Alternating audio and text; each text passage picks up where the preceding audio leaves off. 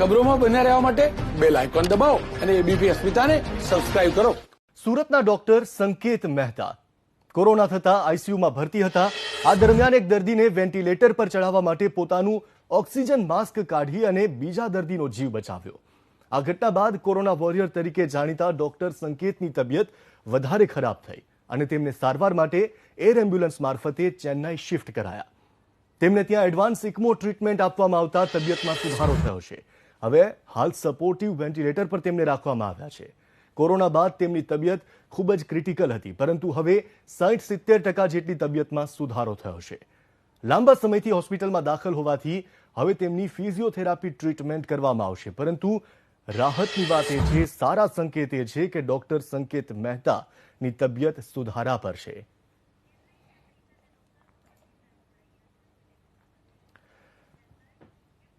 આજ મુદ્દે વાત કરવા માટે ચેન્નઈથી એ ડॉक्टर જોડાયા છે જેમની દેખરેખ હેઠળ ડॉक्टर संकेतને રાખવામાં આવ્યા છે. डॉक्टर अपर जिंदाल अपनी साथ जोड़ाया है.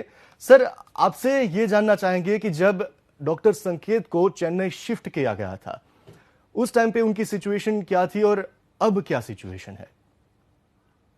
देखिए, जब डॉक्टर संकेत को चेन्नई शिफ्ट किया गया था तो ऑलरेडी वो काफ़ी लंबा समय, करीब महीने भर से ज़्यादा वेंटिलेटर पे बिता चुके थे और 20 दिन उनको एक्मो पे ऑलरेडी हो चुके थे. ऐसी कंडीशन में जब वो हमारे पास आए थे तो मेन जो उनकी प्रॉब्लम थी वो मसल वीकनेस थी.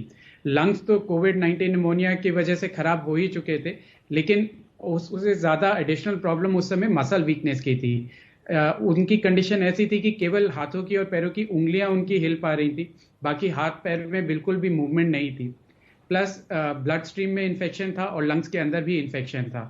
तो धीरे धीरे करके जिस तरह से हम लोगों ने मैनेजमेंट को चेंज किया, वेंटिलेशन स्ट्रैटेजी को चेंज किया, एक्मो के सर्किट्स को मैनेज किया, तो स्लोली सबसे पहले जो इम्प्रूवमेंट हमारे को दिखाई दिया वो उनके लंग्स में दिखाई दिया. लंग्स के अंदर वेंटिलेशन यानी कि कितनी हवा लंग्स के अंदर सांस के साथ जा रही है उसमें इम्प्रूवमेंट दिखाई दिया. साथ साथ धीरे धीरे करके हम ऑक्सीजन का परसेंटेज जो बाहर से एक्मो और वेंटिलेटर से दे रहे थे उसको हम कम कर पाए. Over a period of time उनका कंडीशन में काफ़ी सुधार आया है. ब्लड इन्फेक्शन क्लियर हुआ है, लंग इन्फेक्शन क्लियर हुआ है. हम एक्मो को धीरे धीरे करके परसों तक एकदम जीरो लेवल पे ले आए थे, जहां पे हमने एक दिन के लिए चेक किया था कि अगर एक्मो से सिर्फ ब्लड को सर्कुलेट किया जाए बिना ऑक्सीजन ऐड किए तो क्या उनके लंग वेंटिलेटर सपोर्ट से पूरी शरीर में ऑक्सीजन की मात्रा को बरकरार रख पाते हैं कि नहीं, और उसमें वो एकदम पॉजिटिव निकले थे, जिसके कारण कल हम उन्हें एक्मो से भी हटा पाए. अब वो केवल 40% ऑक्सीजन सपोर्ट पे वेंटिलेटर पे हैं, जिसमें भी वेंटिलेटर का मोड उनकी अपनी सांसों को असिस्ट कर रहा है. वो अपने आप सांस ले रहे हैं और जहां पे भी वेंटिलेटर को लगता है कि पूरी तरह से सांस नहीं ले पा रहे हैं वहां पे वो उसको सपोर्ट कर देता है. बाकी हिज लंग्स अभी तक काफ़ी इम्प्रूव हो चुके हैं. एक्सरे पे लंग्स में काफ़ी इम्प्रूवमेंट दिखाई दे रहा है और ऑक्सीजनेशन पैरामीटर्स बिल्कुल ठीक हैं. सर, कंप्लीट रिकवरी आने में और कितना टाइम लग सकता है, क्योंकि ये वो डॉक्टर है जिन्होंने खुद की जान की परवाह न करते हुए दूसरों की जान बचाई है. देखिए, डेफिनेटली डॉक्टर संकेत एक बहुत हीरो हैं, उन्होंने एक बड़ा ही हीरोइक काम किया है, लेकिन ऐसे में कंप्लीट रिकवरी के लिए प्रिडिक्शन देना काफ़ी मुश्किल होता है, क्योंकि इसमें जैसे मैंने आपको बताया 2 प्रॉब्लम्स हैं जिनसे हम इस समय टैकल कर रहे हैं. पहला तो है लंग्स की रिकवरी. हालांकि काफ़ी रिकवरी हो चुकी है, लेकिन आप जानते हैं कि कोविड-19 न्यूमोनिया एक स्पेसिफिक टाइप का प्रॉब्लम है, जिसमें कि अगर पेशेंट ARDS और रेस्पिरेटरी फेलियर जैसी कंडीशन में जाता है, जहां डॉक्टर संकेत जाके आए हैं, तो ये पूरी तरह से लंग्स में से क्लियर नहीं होता है. ये अपने पीछे स्कार्स या फाइब्रोसिस जिसको हम कहते हैं वो डैमेज छोड़ के जाता है. तो अभी जो दूसरा प्रॉब्लम है वो है उनका मस्कल वीकनेस का. तो उनको अभी काफ़ी हद तक फिजियोथेरेपी का ट्रीटमेंट दिया जा रहा है, जिसमें हम उनकी छाती की मसल्स के साथ साथ हाथों और पैरों की एक्सरसाइजेस भी कर रहे हैं. इसमें 3 हफ्ते से लेकर 6 हफ्ते 8 हफ्ते तक का कितना भी समय लग सकता है, क्योंकि ये एक बहुत ही स्लो प्रोसेस है मसल्स को एक्टिवेट करने का. जितना मसल्स एक्टिवेट होंगी उतना लंग रिकवरी में भी असर पड़ेगा. और over a period of time अगले कुछ हफ्तों में हम ये चीज़ जांच करेंगे कि उनके लंग्स में कितना फाइब्रोसिस डेवलप किया है, उसके हिसाब से आगे का ट्रीटमेंट प्लान किया जाएगा. सर, क्या ये हम जान सकते हैं कि अभी जो उनकी सिचुएशन है वो रिकवरी की ओर है, तो फिर से उनको एक्मो पर नहीं ले जाया जाएगा? अभी उनकी जो सिचुएशन है वो बेहतर ही होती जाएगी? डेफिनेटली उनकी सिचुएशन बेहतर होती जा रही है। कल जब एक्मो पे डाला था, कल से आज तक में भी काफ़ी इम्प्रूवमेंट है। ऑक्सीजन लेवल्स जो हैं डे बाय डे बढ़ते चले जा रहे हैं। इसका मतलब लंग्स का जो मेन काम है शरीर में ऑक्सीजन देना और कार्बन डाइऑक्साइड को एक्सचेंज करना, वो एक नॉर्मल सी सिचुएशन पे आता जा रहा है। सर, अब लंग जो ट्रांसप्लांट करने की ज़रूरत पड़ रही थी वो अब नहीं पड़ेगी, ये हम श्योर हो जाएं? तो ये अच्छा सवाल आपने पूछा है और उसका जवाब अभी दे पाना बहुत मुश्किल है। जैसा मैंने आपको बताया कि अगले कुछ दिनों में हम इस चीज़ की जांच करेंगे कि लंग्स में कितना फाइब्रोसिस है। तो जब भी हम ट्रांसप्लांट की बात करते हैं तो उसमें दो चीज़ें होती हैं। एक कि लंग्स में कितना डैमेज है, दूसरा पेशेंट की क्लिनिकल कंडीशन कैसी है। अगर संकेत क्लिनिकली इंप्रूव होते होते ऐसी स्थिति में आ जाते हैं कि हम उनको वेंटिलेटर से भी हटा पाते हैं और वो अपने आप सांस लेकर के, यानी कि रूम एयर पे सांस लेकर के, या इवन बहुत मामूली सा ऑक्सीजन सपोर्ट 1 लीटर या 2 लीटर के सपोर्ट पे अपने आप सांस ले पाते हैं अपना ऑक्सीजन पैरामीटर्स मेंटेन करते हुए, तो डेफिनेटली उनको ट्रांसप्लांट की जरूरत नहीं है। लेकिन अगर ये फाइब्रोसिस आगे और बढ़ता है और धीरे धीरे करके ऑक्सीजन रिक्वायरमेंट फिर बढ़ने लगती है, तो डेफिनेटली हम ट्रांसप्लांट की तरफ दोबारा सोचेंगे। अगर इसका जी एक जवाब दिया जाए तो आज की डेट में उन्हें ट्रांसप्लांट की जरूरत नहीं है, लेकिन क्या ये जरूरत नहीं पड़ेगी, इसके लिए समय चाहिए। सर, आप जुड़े रहेगा हमारे साथ सूरत से जुड़ चुके हैं डॉक्टर जयेश ઠકરાર આપણી સાથે જોડાઈ ગયા છે અને સાથે જ ડોક્ટર સંદીપ પટેલ પણ આપણી સાથે જોડાઈ ગયા છે। જયેશભાઈ, એ જણાવો કે આખી સિચ્યુએશન ઊભી થઈ હતી, ત્યારબાદ તેમને ચેન્નઈ ખસેડવાની ફરજ પડી। આ આખો સિનારીઓ કેટલો અઘરો હતો, કારણ કે હવે તો એક સારા સંકેત પણ મળી રહ્યા છે કે ડોક્ટર સંકેત સ્વસ્થ થઈ રહ્યા છે।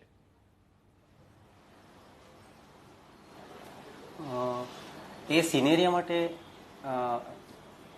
સિનેરિયામાં એવું હતું કે સૌથી પહેલું તો અમારા માટે ચેલેન્જીસ એ હતી કે કોઈ પણ વ્યક્તિને વેન્ટિલેટર ઉપર એક જગ્યાથી બીજી જગ્યાએ શિફ્ટ કરવું હોય તો બહુ જ ઇઝી છે, પણ ઇકમો મશીન સાથે જ્યારે માણસને શિફ્ટ કરવું એ બહુ ડિફિકલ્ટ વસ્તુ છે। કારણ કે ઇકમો મશીન એવું મશીન છે કે જે એક્સટર્નલ ફેફસા એટલે બહારના ફેફસાનું કામ મશીન કરે છે, એટલે એ મશીન સાથે કન્ટિન્યુઅસ 5 લીટર બ્લડ મશીનની બહાર અને અંદર શરીરની બહાર આગળ પાછળ થતું હોય ત્યારે એની સાથે શિફ્ટ કરવું એ સૌથી મોટું ચેલેન્જીસ અમારા માટે હતું। અને જ્યારે અમે એને શિફ્ટ કરી ચૂક્યા, જ્યારે એર એમ્બ્યુલન્સ મારફતે અમે અહીંથી એને લઈ ગયા અને શિફ્ટ કર્યા અને MGM હોસ્પિટલમાં પહોંચ્યા, ત્યારે અમને એમ એક રાહત એવી થઈ કે ખરેખર અમે પહોંચી ગયા છે। એક એક મિનિટ અમારા માટે એવી હતી કે જીવનું જોખમ થઈ શકે એ રીતની હતી।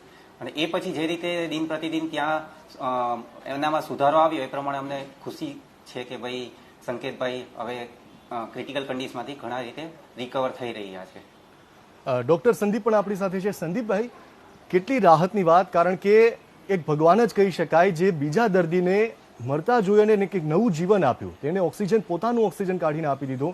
કેટલી રાહતની વાત, કેટલા ખુશ છે તમામ તબીબો ગુજરાતના?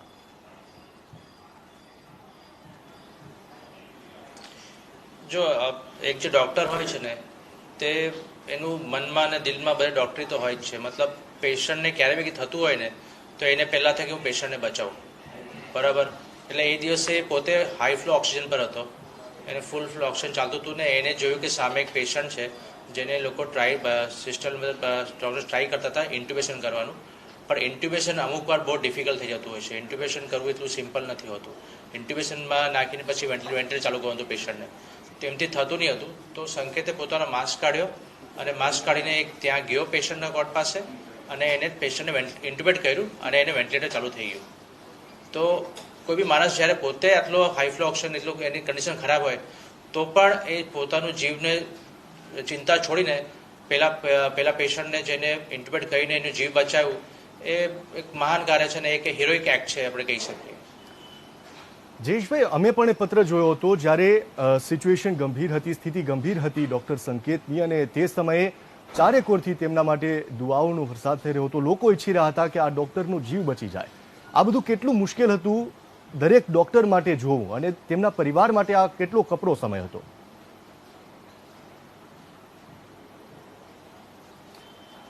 એના પરિવાર માટે તો બહુ જ કપરો સમય હતો। એ લોકોને એ ચેલેન્જીસ સ્વીકારવા માટે બહુ અઘરું હતું। સૌથી પહેલા તો મારે એ લોકોનો આભાર માનીશ કે ખાસ કરીને એબીપી અસ્મિતા કે જેણે ડોક્ટરના સંકેત માટે પ્રાર્થના માટેનું એને જે કોન્ટ્રીબ્યુશન માટેની જે એક મુહિમ છેડેલી હતી અને લાઈવ કવરેજ આપેલું હતું ડોક્ટર સંકેત મહેતાને કે એને સારું કાર્ય કરી અને એને એક સમાજને એક શ્રેષ્ઠ ઉદાહરણ માટેનું જે મીડિયા કવરેજ આપેલું હતું એના માટે અમે ખરેખર આભારી છીએ. અને એ બધાના સપોર્ટ થકી, મીડિયા થકી, લોકોની પ્રાર્થના થકી, લોકોના કોન્ટ્રીબ્યુશન થકી, સમાજના આગેવાનો થકી, પોલિટિક્સના ઘણા લોકો અમારી સાથે હતા, એ બધા જ લોકો થકી આજે અમે વસ્તુને શક્ય બનાવી શક્યા છે અને અમે એ અંશે સંકેતભાઈને સારી ટ્રીટમેન્ટ સાથે એને ક્રિટિકલ કન્ડિશનમાંથી બહાર લાવી શક્યા છીએ. अपनी साथ डॉक्टर अपर जिंदाल पण जोड़ाયેલા છે. सर, आपसे ये जानना चाहेंगे कि अभी जो सिचुएशन है, अभी उनका जो डेली रूटीन है वो क्या है, किस तरह से उनको ट्रीटमेंट दी जा रही है? तो डेली रूटीन की अगर आप बात करें तो अभी वो वेंटिलेटर पे हैं बेसिकली. तो वेंटिलेटर से उनके लंग्स को ओपन रखा जा रहा है, ऑक्सीजन को बरकरार रखा जा रहा है. बाकी सबसे इम्पोर्टेंट जो दो इस समय रिकवरी की तरफ चीज़ें करी जा रही हैं, वो पहला उनकी फिजियोथेरेपी पे ध्यान दिया जा रहा है. तो हर 2 घंटे पे उनको एक्सरसाइज कराई जा रही है. उसके लिए हम लोग स्पेशल रोबोटिक मशीन्स हैं जिसको लेटो डिवाइस बोलते हैं, तो उसको यूज़ कर रहे हैं ताकि उनकी हाथों में और उनके पैरों में बहुत तेज़ी से पावर वापस आए. दूसरा, उनके न्यूट्रिशन पे पूरा ध्यान दिया जा रहा है. तो नॉर्मली ऐसे में जब पेशेंट खा नहीं पाता है अपने आप से, तो नाक से एक ट्यूब डाल करके पेट में डायरेक्टली फीड्स दिया जाता है जिससे कि कैलोरीज और प्रोटीन का बैलेंस अच्छे से मेंटेन किया जा सके. और तीसरा चीज़ ये है कि इस समय उनको antibiotic therapy plus lung supportive medications जो भी हैं जो हीलिंग में और हेल्प करेंगी उस पर रखा जा रहा है. तो ये उनका बेसिकली डेली रूटीन है जो उनका ध्यान दिया जा रहा है. सर, आप जुड़े रहेगा. सूरत थी पण आपणी साथे डॉक्टर्स जोड़ाયેલા છે, એક્સપર્ટ ડોક્ટર્સ. સર, એ જાણવા માંગીશું કે સંકેતજીને જ્યારે લઈ જવામાં આવ્યા હતા ચેન્નઈ, ત્યારે કેટલો મોટો પડકાર હતો, કારણ કે તેમની સ્થિતિ ખૂબ જ ગંભીર હતી અને તેની સાથે સાથે તેમને એકમોની સાથે ત્યાં લઈ જવા પડ્યા હતા. કેટલું અઘરું હતું આ ટાસ્ક, કેટલો અઘરો હતો? જો સૌથી પહેલા જ્યારે અમને વાત કરવામાં આવી કે સંકેત 20 દિવસથી ઇકમો પર હતો, 20 ડેઝ ઇકમો પર હતો અને અત્યારે સ્ટેબલ છે અને બીજા બધા પેરામીટર્સ નોર્મલ છે, મતલબ બ્રેન ને હાર્ટ ને બધું નોર્મલ છે. તો અત્યારે એક રિસ્ક લઈ શકીએ, શિફ્ટિંગ કરવું બહુ મોટું રિસ્ક હતું ને એના માટે અમે લોકો બી એમના રિલેટિવ્સને બી બહુ અમે એક્સપ્લેન કર્યું, બધા રિલેટિવ્સ હાથ આપ્યો કે હા આપણે કરીએ, શિફ્ટ કરીએ. તો શિફ્ટિંગ માટે અમે લોકો એક એર એમ્બ્યુલન્સ કર્યું. હવે શિફ્ટિંગ લોકો વેન્ટિલેટર પર, જેમ જયેશભાઈ કીધું કે વેન્ટિલેટર પર શિફ્ટિંગ કરવું ઇઝી છે, પણ ઇકમો એટલે તમારે 2 મશીન સાથે શિફ્ટ કરવાનું હોય. ઇકમોમાં કન્ટિન્યુઅસ બ્લડ ફ્લો બહાર ચાલુ હોય, એમાં જરા બી તેમ થઈ ગયું તો એ જીવને જોખમ થઈ જાય એટલું ખરાબ કન્ડિશન થઈ શકે ત્યારે હોતી. હવે એના માટે શું છે, અમારે ડૉક્ટર જયેશભાઈ છે ઇઝ એન એનેસ્થેટિસ્ટ, તો અમે ત્યાં પરમિશન માંગી કે અમે ઈચ્છે છે કે અમારા ડૉક્ટર એક સાથે જાય અને ઇકમોના 2 ટેકનિશિયન્સ હતા, એર એમ્બ્યુલન્સના એક ડૉક્ટર્સ હતા ને એક ટેકનિશિયન હતા, એવી રીતે, અને એમને એક સગા અંદર બેઠા હતા. આવી રીતે અમે લોકો બધા ગયા હતા. તો જે પ્રમાણે જયેશભાઈએ ત્યાં ડિટેલ એક્સપ્લેન કરી કે જ્યારે ટેક ઓફ કર્યું, લેન્ડિંગ કર્યું, અંદર શિફ્ટ કર્યું, જરા બી ટેક ઓફ ને લેન્ડિંગ ટાઈમ પર થોડુંક ઓક્સિજન સેચ્યુરેશનમાં ફેરબદલ થતી હતી ને, મતલબ ત્યારે અમે ચેન્નઈ પહોંચી ગયા હતા અને જયેશભાઈ પાછળથી આવતા હતા સંકેત સાથે. ત્યારે અમે લોકો બહુ ટેન્શનમાં હતા કે ભાઈ બસ એ શાંતિથી પહોંચી જાય, બસ એક જ હતું કે ભાઈને રસ્તામાં કંઈ ના થઈ જાય.